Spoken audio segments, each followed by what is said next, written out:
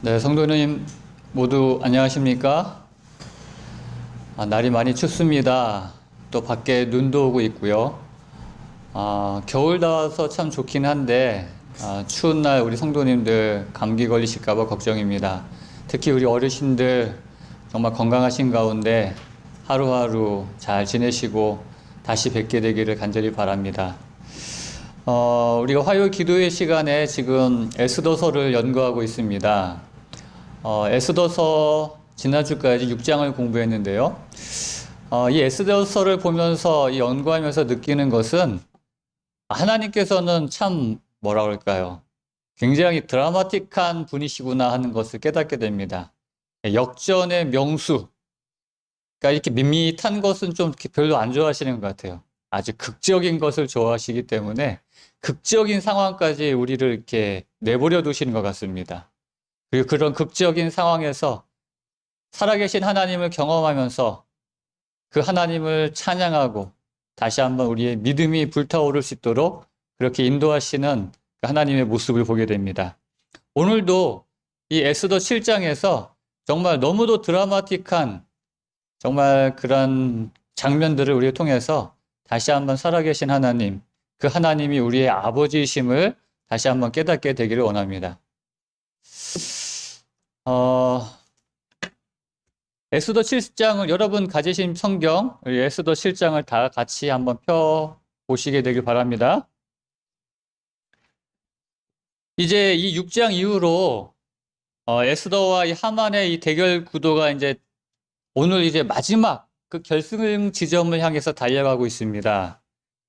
왕이 존귀하게 할 자가 내가 아니면 누구냐 이렇게 교만했던 하만이 이제 아마 직감적으로 우리 6장에서 지난주에 보았듯이 그것이 자신이 아닌 자기가 그토록 죽이려고 했던 모르드게였다는 것을 깨달으면서 아마 뭔가 이상하게 돌아가고 있다는 것을 직감적으로 아마 느꼈을 것입니다.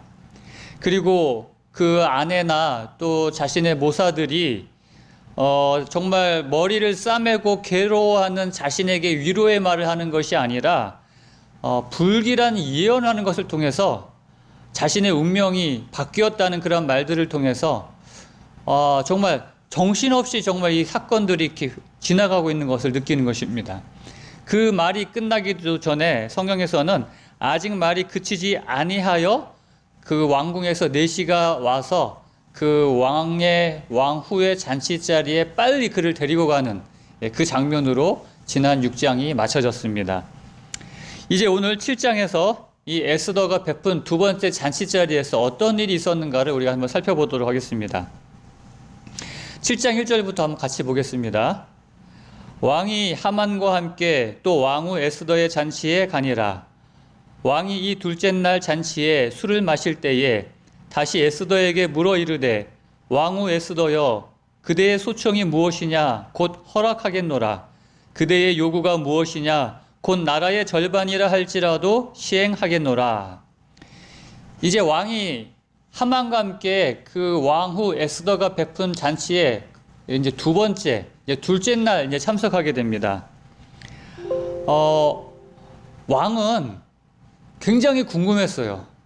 사실 그 왕후 이 에스더가 자기의 허락도 없이 자기가 부르지도 않았는데 목숨을 무릅쓰고 자신의 앞에 나왔을 때 이 왕은 이 에스더, 이 왕후에게 뭔가 일이 생겼구나. 그래서 이제 그 일을 물어봤어요. 그대의 소원이 무엇이냐? 그대가 나에게 하고 싶은 말이 무엇이냐? 무엇이든지 이야기해라. 내가 다 들어주겠다. 이 나라의 절반이라도 달라고 한다면 주겠다라고 했는데 왕은 그 자리에서 이야기하지 않고 잔치 자리에 왕을 초대를 한 것입니다. 하만과 함께요. 그리고 잔치 자리에 초대받은 왕이 또 한 번 물었죠. 그대의 소청이 무엇이냐? 다 들어주겠다. 나라의 절반이라도 주겠다. 그때 다시 한번 내일 한 번 더 잔치를 베풀겠사오니 내일은 제가 꼭 말씀드리겠습니다. 그러니까 지금 이 왕이 하는 이 질문은 세 번째 하는 질문이에요. 얼마나 궁금했겠어요. 이때 3절에 왕후가 이제 이렇게 이야기합니다.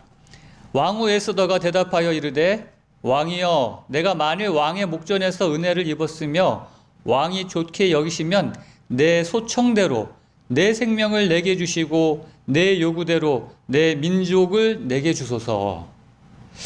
지금 내 소청대로 내 생명을 내게 주시고 내 요구대로 내 민족을 내게 주소서 하는 이 말은 내 생명을 그리고 내 민족을 살려달라는 이야기입니다.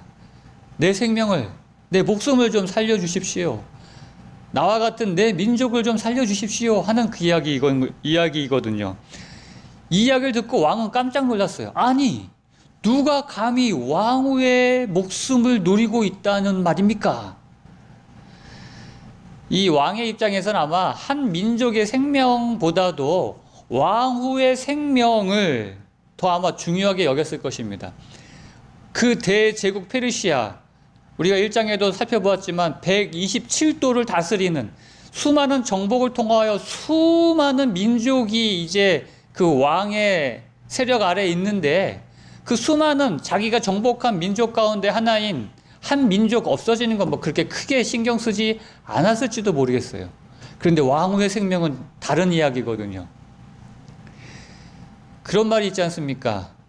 다른 사람은 다른 건 다 건드려도 내 가족은 건드리지 말아라.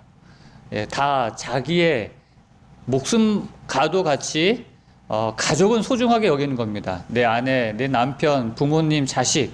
그런데 지금 왕에게 있어서 지금 누가 내 사랑하는 아내를, 왕후를, 목숨을 위협한다는 말은 정말 생각지도 못한 그런 아주 깜짝 놀랄 이야기였거든요. 4절에 계속해서 이 에스더가 이렇게 이야기합니다. 나와 내 민족이 팔려서 죽임과 도륙함과 진멸함을 당하게 되었나이다. 만일 우리가 노비로 팔렸더라면 내가 잠잠하였으리이다. 그래도 대적이 왕의 손해를 보충하지 못하였으리이다 하니, 계속해서 뭐라고 이야기하냐면 나와 내 민족이 팔렸다고 이야기합니다. 그러니까 이 에스더는 자신과 자신의 민족, 이 유다 민족을 하나의 공동체로 생각하고 있는 것이죠. 다르게 보는 게 아니라 하나로 보고 있는 겁니다. 나와 내 민족. 팔렸을 뿐만 아니라 나와 내 민족이 죽임과 도륙함과 진멸함을 당하게 되었다고 이야기합니다. 이 죽임과 도륙함과 진멸함이라는 이 이야기는 그 에스더 3장의 하만이 그 전국에 내린 조소의 내용과 똑같습니다. 그 3장의 그 유다 민족을 죽이기 위해서 내렸던 조소에 똑같은 표현이 나와요. 이 유다 민족을 죽이고 도륙하고 진멸하라. 그러니까 그것을 그대로 에스더가 이제 옮긴 것이죠. 에스더가 이제 만약 우리가 노예로 팔렸다고 하면 내가 그냥 잠잠히 있었을 것입니다고 얘기하는 것입니다. 노예로 팔렸다. 그냥 목숨은 그래도 살아있는 건 아니겠어요. 노예로 팔린 정도가 아니라 내 생명을, 내 민족의 생명을 죽이고 진멸하고 도륙하려고 한다는 이야기를 했을 때 왕은 누가 감히 왕후를 그리고 왕후의 민족을 그렇게 죽이려고 하는가 하는 생각에 분노가 이제 치밀어오는 것입니다. 도대체 이런 일을 마음에 품은 자가 누구냐는 말이죠. 그래서 5절에 이렇게 왕이 이야기합니다. 아하수에로 왕이 왕후 에스더에게 말하 이르되 감히 이런 일을 심중에 품은 자가 누구며 그가 어디 있느냐. 이때 이 왕의 분노를 이제 짐작케 합니다. 사실 아까도 이야기했지만 왕후의 민족은 그렇게 신경 쓰지 않았을지도 모르겠어요. 중요한 거는 이 왕후입니다. 정말 사랑스럽고 정말 자신에게 헌신하는 이 왕후 에스더를 누군가가 죽이려 한다는 이 사실만 가지고도 정말 이건 있을 수 없는 일이거든요. 그때 6절 에스더가 드디어 이제 이야기하죠. 에스더가 이르되 대적과 원수는 이 악한 하만이니이다 하니 하만이 왕과 왕후 앞에서 두려워하거늘. 드디어 이제 에스더가 그동안 참고 아껴두었던 그 폭탄 선언을 하는 것입니다. 바로 저 하만입니다. 이제 에스더는 자기가 어떤 민족인가를 이제 밝힌 셈이죠. 아마 하만도, 왕도, 이 왕후 에스더가 유다 민족이라는 것을 전혀 몰랐을 거예요. 만약 하만이 왕후가 유다 민족이었다는 것을 알았다면 좀 아마 이야기는 달라졌겠죠. 또 왕도 마찬가지였을 것이고요. 왕은 이제야 이 에스더가 하는 말이 무슨 의미인지를 이제 깨닫게 되는 것입니다. 이 하만의 계략, 단순히 한 민족만을 말살하려고 했던 것이 아니라 내 사랑하는 왕후, 그리고 왕후의 민족을 말살하려고 했다는 것을 이제 깨닫게 되는 것이죠. 지금까지 여기까지 오는 과정이 순탄치가 않았습니다. 굉장히 정말 이 왕후 에스더에게는 가슴 졸이는 그런 시간들이었을 것이에요. 만약 왕이요, 이 에스더 이전의 왕후 와스디에게처럼 뭐 화를 내거나 그런 반응을 했다면 뭐 정말 그것으로 끝장이었지 않았겠습니까? 그래서 이 에스더는 정말 가장 적절한 시기, 정말 가장 적절한 때를 기도하면서 찾고 있었던 것입니다.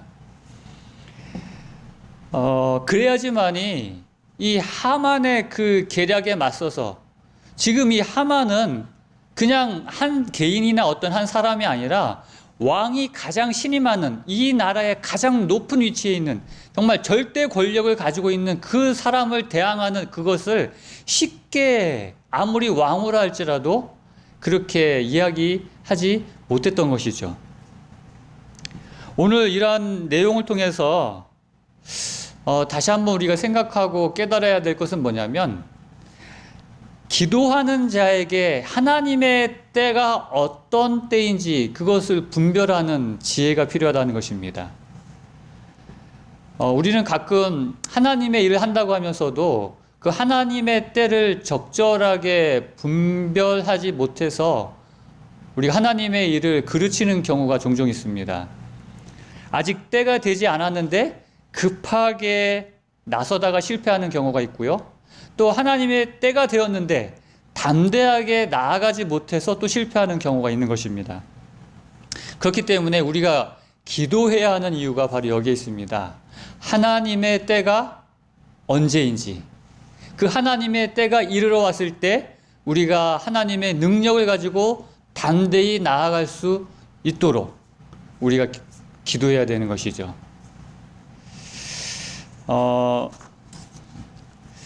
사실 이 에스더가 하나님의 때를 기다렸다는 것, 우리가 첫 번째 왕 앞에 나아갔을 때, 에스더가 왕 앞에 나아갔을 때 그때 만약에 이야기했더라면, 왕이 그때 이야기하지 않았습니까?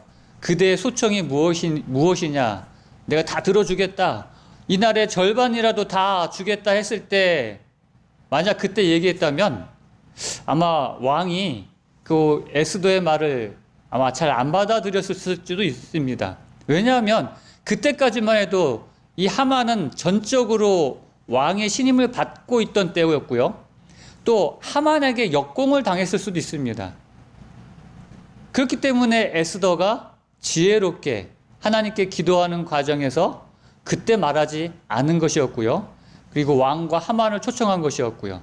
또 두 번째, 우리가 6장에서 보았지만 그 잔치자리에서 왕이 또 한 번 그대의 소청이 무엇이냐 이야기를 했을 때, 만약 그때 이야기했다면 또 어떻게 됐을까요?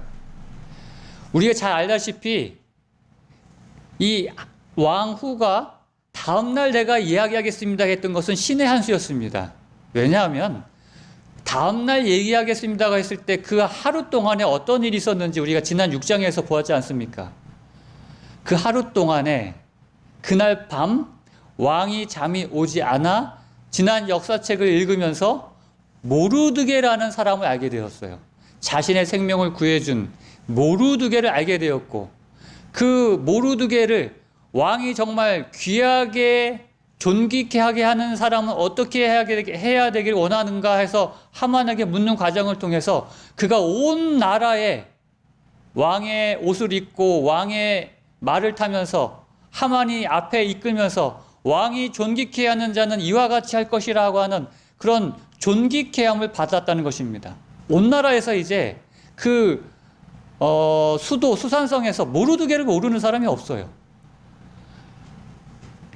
바로 이러한 과정을 통해서 하나님의 때가 정확하게 온 것입니다.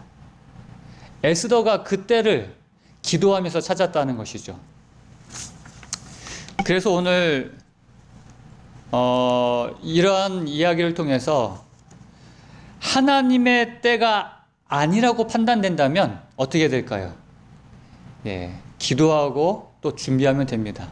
이제 하나님의 때라고 판단되면 또 어떻게 하면 될까요? 그때는 담대하게 하나님의 능력을 의지하면서 나아가면 되는 것입니다.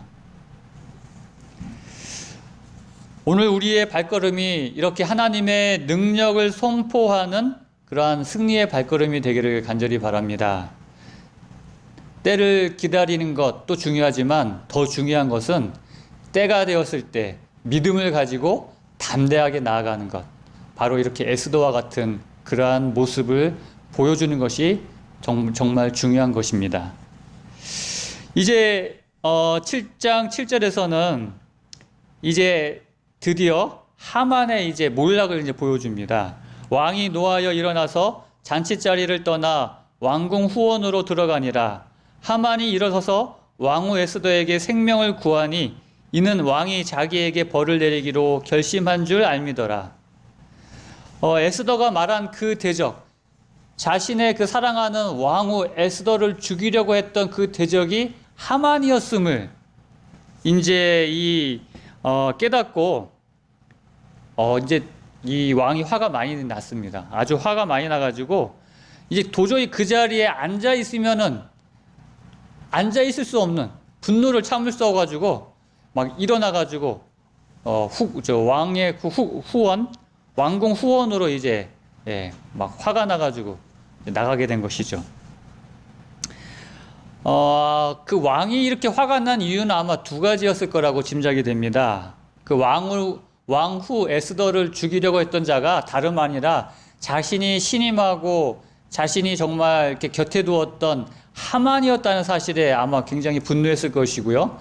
또 하나는 그렇게 왕후가 생명의 위협을 느낄 정도로 그러한 계략에 자신이 또 동조했다는 것, 그 하만의 계략에 자신이 동조했다는 것, 그 허락했다는 사실이 또 자신을 아마 이 왕이 분노하게 한 아마 이유가 되었을 것입니다. 그리고 이제 어떻게 이 일을 마무리할까 고민하면서 다시 이제 그 잔치자리에 돌아왔을 때 어떤 일이 있었습니까? 이제 8절. 왕이 후원으로부터 잔치자리에 돌아오니 하만이 에스더가 앉은 것 걸상 위에 엎드렸거늘 왕이 이르되 저가 궁중 내 앞에서 왕후를 강간까지 하고자 하는가 하니 이 말이 왕의 입에서 나오매 무리가 하만의 얼굴을 싸더라. 정말 때가 아주 타이밍이 너무 기가 막혀요. 이 페르시아 이 당시 고대 근동 그 페르시아뿐만 아니라 고대 근동에서의 그 식사 습관은 이렇게 그냥 가만히 이렇게 정자세를 해서 앉아서 먹는 게 아니라 비스듬하게 한쪽을 이렇게 기대면서 비스듬하게 누워가지고 이렇게 식사하는 그런 습관이었습니다. 그러니까 하만은 이제 자기가 이제 자신의 생명이 이제 위급하다는 것을 깨닫고 지푸라기라도 잡은 심정을 가지고 아마 이제 왕은 나갔으니까 그 왕후에게 매달려서 자신의 생명을 구걸했겠죠. 제발 살려달라고. 그러면서 아마 점점 왕후에게 아마 다가갔을 것입니다. 간절한 마음을 가지고. 그러니까 비스듬하게 누워있는 이 왕후에게 다가가면서 매달리는 그 모습이 마치 보기에는 무언가 잘못된 짓을 하려는 것처럼 보였을지도 모르겠습니다. 그러니까 이것이 왕의 분노를 더 자극시킨 셈이 되었던 것이죠. 그래서 저가 궁중 내 앞에서 왕후를 강간까지 하고자 하는가 하는 이 하만을 향한 아주 극도의 그 혐오감을 잘 드러내는 그런 표현이었습니다. 그 이야기를 듣고 이제 주변에 있던 그 신하들이 이 하만의 얼굴을 이렇게 쌌다고 이야기했는데, 이것은 이제 사형수를 이렇게 처리하는 어떤 그 당시의 어떤 풍습이었다고 합니다. 그러니까 얼굴을 이렇게 보자기로 싸면서 이 사람은 햇빛을 볼 자격, 빛을 볼 자격이 없는 사람이다. 그러니까 죽어 마땅한 사람이다라는 그런 이제 의미라는 것이죠. 그래서 9절, 왕을 모신 내시 중에 하르보나가 왕에게 아뢰되 왕을 위하여 충성된 말로 고발한 모르드게를 달고자 하여 하만이 높이가 50규빗이 되는 나무를 준비하였는데 이제 그 나무가 하만의 집에 섰나이다. 왕이 이르되 하만을 그 나무에 달라 하매 10절, 모르드게를 매달려고 한 나무에 하만을 다니 왕의 노가 그치니라. 이때 왕을 모신 내시 중에 하르보나라는 사람이, 이 하르보나라는 사람은 그 에스더 1장에도 나오는 사람입니다. 그 왕을 모시는 7 내시 중에 한 사람이었어요. 그 하르보나가 와스디를 데려오라는 그 왕의 명령을 받고 그 와스디를 데리러 갔던 사람 중에 하나이기도 합니다. 그러니까 이 사람이 뭐라고 이야기하냐면, 왕이시여, 왕에게 충성된 말로 고한, 어제 그렇게 왕이 존귀케 하기를 원했던 그 모르드게를 죽이려고 그 하만의 집에 50규빗이나 되는 나무를 그렇게 준비했습니다. 그러니까는 이 어제까지만 해도 이 왕은 모르드게가 어떤 사람이었다는 것을 몰랐죠. 그런데 그 지난 밤 사이에 일을 통해서, 그 일을 통해서 모르드게의 지난 그 업적을 알게 되었고, 그가 얼마나 충성되이 자신을 섬기는 사람인가를 알게 되었고, 그래서 그를 정말 존귀케 하기를 원해서 어제 그런 일들을 했고, 그가 바로 유다 사람이라는 걸 또한 알게 되었고, 그런 일들을 통해서 이렇게 나에게 충성을 다하고 큰 공을 세운 모르드게를 자신의 허락도 없이 죽이려고 그렇게 높은 나무까지 매달았다는 사실을 알게 되니까 더 화가 나는 것입니다. 그래서 어떻게 했다고요? 그 나무에다가 모르드게가 아닌 그 하만을 매달라고 명령을 내리는 것입니다. 정말 하나님의 정말 칼 같은 시간차 공격인 것이죠. 빈틈이 없습니다. 정말 시간차 딱딱 들어맞게 그렇게 모든 것이 완벽하게, 그러니까 악인에 대한 그런 하나님의 심판이 내리러 오는 것을 보게 되는 것입니다. 이 말씀을 통해서 시편 7편 14절 15절에 있는 말씀이 생각이 납니다. 악인이 죄악을 낳으며 재앙을 베어 거짓을 낳았도다. 그가 웅덩이를 파 만듦이여 제가 만든 함정에 빠졌도다. 오늘날 우리 주변에도 수많은 참 하나님을 부인하고 하나님을 배반하고 하나님 없이 살고 그냥 그렇게 사는 것뿐만 아니라 정말 수많은 악행을 저지르면서 사는 악인들을 보게 됩니다. 또 그들이 승승장구하는 것처럼 보여지기도 합니다. 그래서 많은 성경에도 보면은 그 시대에도 많은 그런 악인들의 번영과 번성과 죽을 때도 편안하게 죽는 그런 모습들을 보면서 의인들이 참 어떻게 이런 일들이 있을 수 있습니까? 라고 이해할 수 없는 상황에 하나님께 부르짖는 내용이 나옵니다.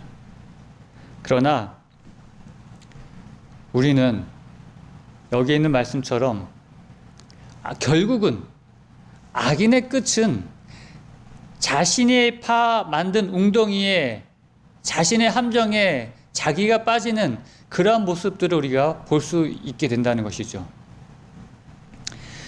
오늘 이 본문을 통해서 잠언 28장 1절에 있는 말씀 또한 우리에게 말씀해 주고 있습니다. 악인은 쫓아오는 자가 없어도 도망하나 의인은 사자같이 담대하니라. 악인은 쫓아오는 자가 없어도 뭐 한다고요? 도망한다는 것입니다. 늘 불안하다는 것이죠. 늘 누구한테 쫓기는 느낌을 받는 것입니다. 그러나 의인은 사자같이 담대하니라. 어떤 상황에서도 담대할 수 있다는 것입니다. 저와 여러분들은 하나님 앞에 의인으로 서게 되길 바랍니다. 악인으로서 늘 두려움 가운데 누군가 쫓아오는 것처럼 그렇게 사는 것이 아니라 어떤 상황에서도 담대한 사자처럼 세상을 향해서 포효할 수 있는 그런 사람이 되기를 간절히 바라는 것입니다.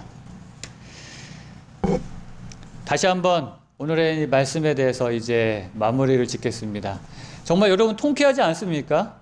이 7장, 특히 6장, 7장 이 말씀을 통해서 어떤 드라마보다 더 재미있는 정말 극적인 장면을 우리가 보게 되었습니다.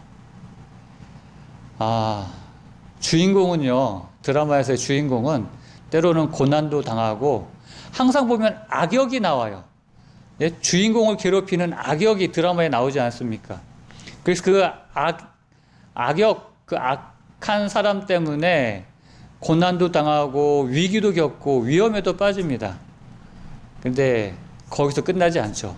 그것을 극복하고 결국에는 악인을, 그 악행을 저지른 사람을, 자신을 괴롭히는 사람을 통쾌하게 복수하고 성공하는 모습들을 우리가 드라마를 통해서 그런 어떤 희열을 느끼지 않습니까? 이 이야기는 드라마보다 더 드라마틱한 하나님의 드라마인 것입니다.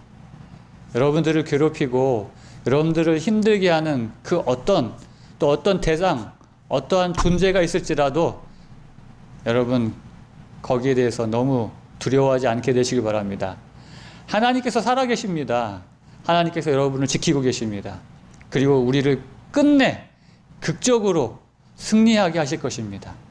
중요한 것은 우리가 하나님의 때를 기다리는 것이죠.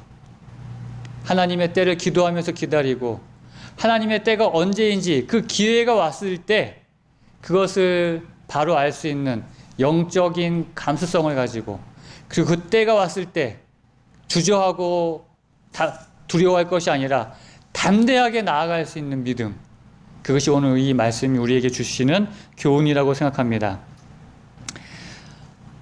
사랑하는 성도 여러분, 하나님께서는 분명 살아계시고 역전의 명수인 것을 기억하시고 마지막 때 이 에스더의 이야기는 마지막 때 분명 다시 재현될 그런 이야기입니다.